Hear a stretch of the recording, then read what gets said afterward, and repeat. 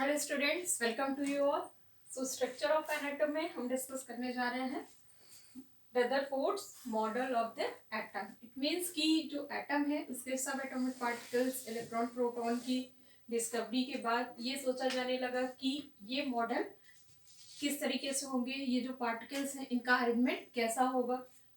जब रदरफोर्ड ने अपना ये मॉडल दिया या इन्होंने अपनी ये जो थ्योरी इसका कंसेप्ट दिया, उस समय तक न्यूट्रॉन की खोज नहीं हुई थी, समय तक न्यूट्रॉन डिस्कवर नहीं हुए थे। यानी सिर्फ इलेक्ट्रॉन और प्रोटॉन ही ऐसे दो सब एटॉमिक पार्टिकल थे जिनकी जो है एटम में मौजूदगी के बारे में लोगों को पता था, क्योंकि जो न्यूट्रॉन है वो 1932 में जो है वो डिस्कवर हुआ।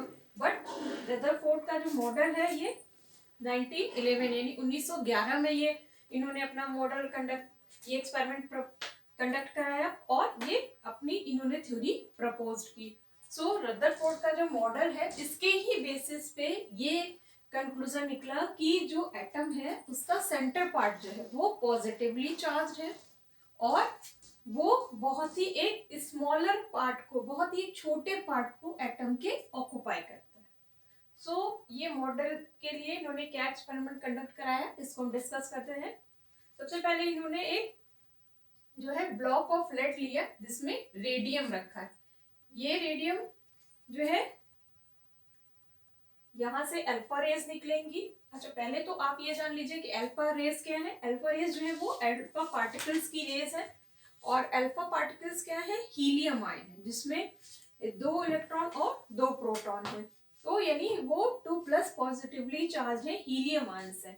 तो यहां से जब अल्फा रेज जो है ये पास हो रही है एक स्लिट के थ्रू, यानी कि ये बीम जो है यहाँ से स्लिट के थ्रू ये अल्फा रेज पास होगी और एक सर्कुलर जिंक सल्फाइड स्क्रीन पर जब ये बीम पड़ेगी, एक्स रेज पड़ेंगी, तो इन्होंने क्या देखा कि ये जो रेज है ये कुछ डिफ्लेक्ट हो रही है, कुछ स्मॉल, किसी में स्मॉल डिफ्लेक्शन है, कुछ टोटली बाउंस्ड बैक हो रही। तो ये डिफ्लेक्शन अलग अलग डायरेक्शन में क्यों हो रहा है, इसका रीजन उन्होंने जानने की कोशिश की।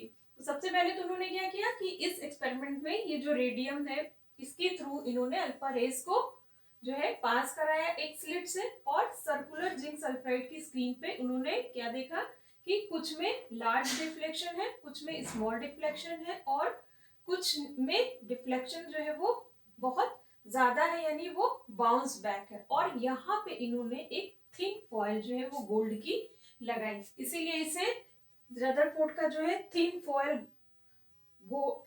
फॉयल एक्सपेरिमेंट सेटअप भी कहते हैं कि इन्होंने जो है गोल्ड फॉयल का एक्सपेरिमेंट सेटअप कराया था जिसके थ्रू न्यूक्लियस के बारे में लोगों ने जाना। अब इसको हम एक एटम के फॉर्म में देखेंगे कि किस तरीके से अगर ये एक अल्फा रेज पास हो रही है तो एक एटम का जो स्ट्रक्चर उस समय के हिसाब से सोचा गया था तो किस तरीके से।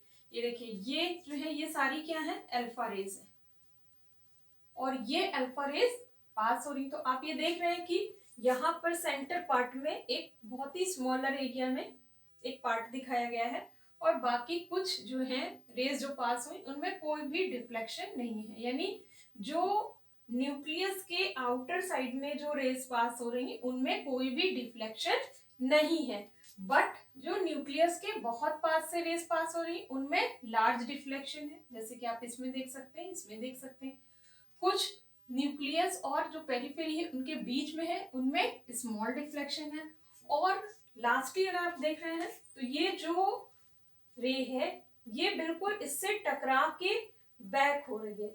इसमें कंप्लीट एक तरह से कह सकते हैं बाउंस बैक भी हो रहे हैं इनमें से कुछ, बट ये जो बाउंस बैक हो रहे थे ये बहुत ही कम थे क्वांटिटी में। अगर इनका परसेंटेज देखा जाए तो 0 पॉइंट कुछ समथिंग परसेंट था।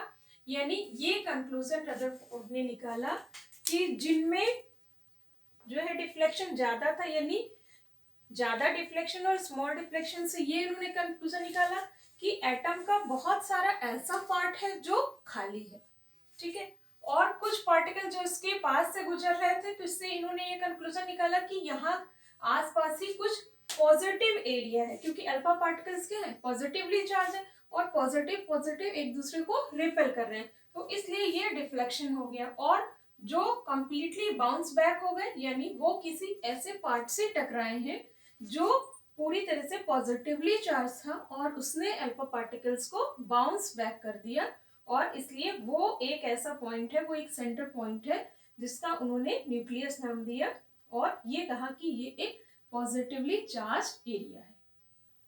सो रदरफोर्ड मॉडल के फीचर्स क्या हैं, इनको हम डिस्कस कर लेते हैं। फर्स्ट फीचर है an atom consist of a small positively charge nucleus which is situated at the centre of the atom. The entire mass of the atom is concentrated in the nucleus. यानी ये कहा गया कि ये एक small part है और ये पॉजिटिवली चार्ज है, जिसको क्या नाम दिया गया, न्यूक्लियस।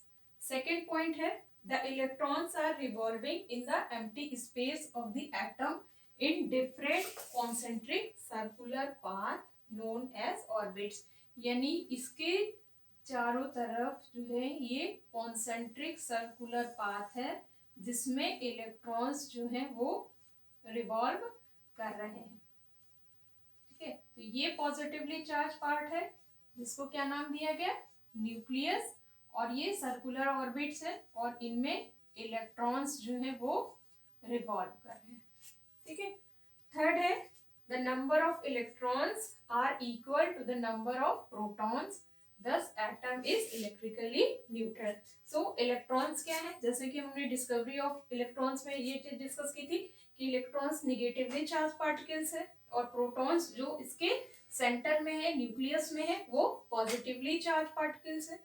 तो इस तरीके से इनका जो बैलेंस है ये इक्वल है और ये इलेक्ट्रिकली न्यूट्रल है। The volume of the nucleus is very small as compared with the volume of the atom। यानी जो एटम का जो न्यूक्लियस है वो बहुत ही छोटा है, बहुत ही छोटा है। यानी एक अगर आप आल्पिन का हेड ले लेते हैं उतना छोटा न्यूक्लियस है, और अगर एक फुटबॉल का मैदान है या एक बड़ी पिच है तो उसमें अगर उसे रखा जाए सेंटर में तो इतना बड़ा माना जाता है कि न्यूक्लियस होता है एटम का। सो इस तरीके से हम ये देख सकते हैं कि जो एटम है, मोस्ट ऑफ द एटम का जो स्पेस है वो एम्प्टी है, जिसमें इलेक्ट्रॉन्स जो है वो रिवॉल्व कर रहे हैं, उनमें चक्कर लगा रहे हैं। The electrostatic attraction between the positively charge nucleus and negatively charge electrons hold the atom together. और जो ये प्रोटॉन है और इलेक्ट्रॉन्स है, इनके बीच में जो इलेक्ट्रोस्टैटिक फोर्स ऑफ अट्रैक्शन है ये जो है एटम को बाउंड करके यानी इनको होल्ड करके मेंटेन रख रहा है, और इस तरीके से ये एटम जो है एग्जिस्ट कर रहा है। सो रदरफोर्ड के एक्सपेरिमेंट से जहां न्यूक्लियस के बारे में लोगों को पता चला, वहीं उनके कुछ ड्रॉबैक्स भी थे जिसके कारण ये मॉडल फेल हो गया। सो ड्रॉबैक था कि as per electromagnetic theory if a charge particle is accelerated around another charge particle then by radiation, यानी रेडिएशन होगा तो इलेक्ट्रॉन की जो एनर्जी है loses its energy and slow down the speed and finally electron would fall into the nucleus by taking a spiral path. This should make the atom unstable and atom should collapse। It means कि ये जो आपका nucleus है, और जैसा कि यहाँ पे हमने सोचा कि ये जो है इनमें जो है इलेक्ट्रॉन्स जो है रिवॉल्व कर रहे हैं, तो ये रिवॉल्व तो कर रहे हैं बट इलेक्ट्रोमैग्नेटिक थ्योरी के अकॉर्डिंग जो ये चार्ज पार्टिकल है, अगर किसी भी चार्ज पार्टिकल के अराउंड जो है ये रिवॉल्व करते हैं तो इनका जो पाथ है वो क्या होगा, धीरे धीरे ये अंदर की ओर आएंगे। क्यों आएंगे, क्योंकि ये रिवॉल्व करते करते इनकी एनर्जी जो है वो कम होने लगेगी, रेडिएशन के थ्रू इनकी एनर्जी कम होगी, इसके कारण इनकी स्पीड कम होगी। तो इस तरीके से ये क्या होंगे, जो इनका ये जो सर्कुलर पाथ है ये इस तरीके से जो है लास्टली जो है आके न्यूक्लियस में मिल जाएंगे, और इस तरीके से ये एटम क्या होगा, कोलैप्स हो जाएगा। सो इस तरीके से by taking spiral path and this should make the atom unstable and atom should collapse. क्योंकि जैसा कि हम लोगों ने डिस्कस किया कि इलेक्ट्रॉन जो है वो एक निगेटिवली चार्ज पार्टिकल है, और जो इसका न्यूक्लियस है ये पार्ट इसका क्या है, न्यूक्लियस है, और ये जब इसके साथ ही कोलैप्स कर जाएगा तो ये एटम फिर एग्जिस्ट नहीं करेगा, और इस तरीके से ये एटम जो है पूरा कोलैप्स हो जाएगा। इस कारण से ये थ्योरी फेल रही। दूसरा रीजन था कि he could not explain neither the number of orbits around the nucleus nor the number of electrons in each orbit. So वो ये भी नहीं एक्सप्लेन कर पाए थे कि कितने ऑर्बिट होंगे और उन ऑर्बिट्स में जो इलेक्ट्रॉन्स हैं, यानी एक ऑर्बिट है तो उस ये सपोज ये ऑर्बिट है, इनर ऑर्बिट है, तो उसमें कितने इलेक्ट्रॉन्स होंगे, जो सेकेंड इनर ऑर्बिट है उसमें कितने इलेक्ट्रॉन्स होंगे। सो इन कारणों से जो है वो रदरफोर्ड के मॉडल को एक्सेप्टेंस नहीं मिला। बट एक के बाद एक जो थ्योरीज हैं उनमें जो फर्स्ट थ्योरी होती है उसके बेस पे ही कुछ आगे डिस्कस किया जाता है, जैसे कि जे थॉमसन का जो वाटरमेलन मॉडल था या प्लम पुडिंग मॉडल था, जिसमें उन्होंने ये कहा कि एटम जो है वो पूरी तरीके से पॉजिटिवली चार्ज है। बट जो पूरा एटम उन्होंने दिखाया, ये वाटरमेलन वाले कॉन्सेप्ट में हमने क्या डिस्कस किया था कि वाटरमेलन की तरह जो रेड वाला पार्ट ईडेबल पार्ट है वो पूरा पॉजिटिवली चार्ज है और उसमें जो ब्लैक सीड्स है वो ईडेबल नहीं है, वो इलेक्ट्रॉन्स है। तो उस थ्योरी के बाद जो है रदरफोर्ड का मॉडल आया, जिसके एक्सपेरिमेंट के थ्रू ये कंसेप्ट क्लियर हुआ कि सेंटर पार्ट क्या है, न्यूक्लियस है और न्यूक्लियस क्या है, पॉजिटिवली चार्ज है।